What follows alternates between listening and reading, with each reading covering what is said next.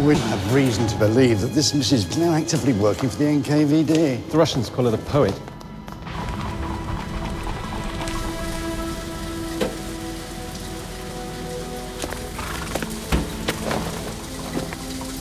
Мы имеем, к сожалению, все основания полагать, что они работают на британскую разведку.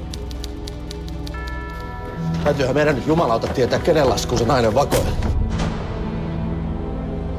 Luuletko sinä, että valkoisessa Suomessa uskallettaisiin esittää Hella Vuolion näytelmiä?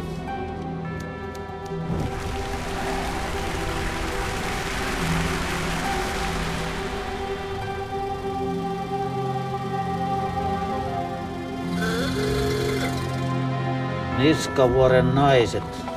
Miten tommonen roska voi menestyä? They want to know if you're a socialist.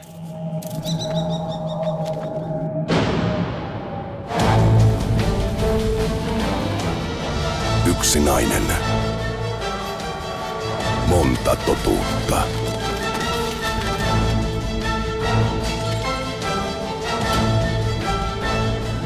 Minä en ymmärrä, mitä varten minun täytyy anoa armoa. Ihan kuin olisi rikollinen.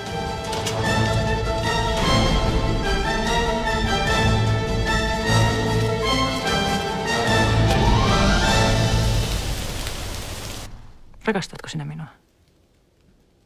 Tai pystytkö ylipäätään rakastamaan ketään? Näkemiin näitä.